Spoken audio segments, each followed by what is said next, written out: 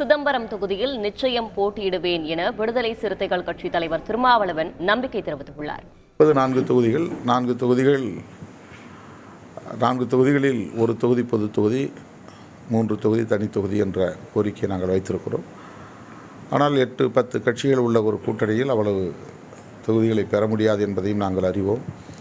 சூழலுக்கு ஏற்ப முடிவு செய்வோம். சிதம்பரம் தொகுதியில் நீங்கள் மீண்டும் என்னுடைய சொந்த தொகுதி, அதனால் அதில் ஒன்றும் கேள்விக்கு இடமில்லை, குழப்பமில்லை.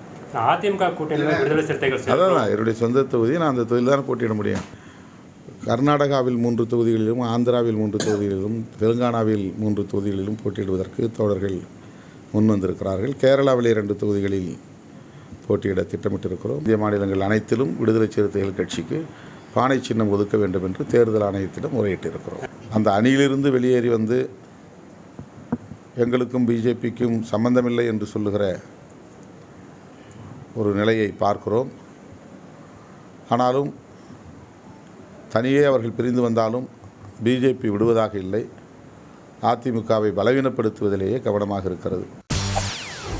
செய்திகளை உடனுக்குடன் தெரிந்து கொள்ள உடனே சப்ஸ்கிரைப் பண்ணுங்க.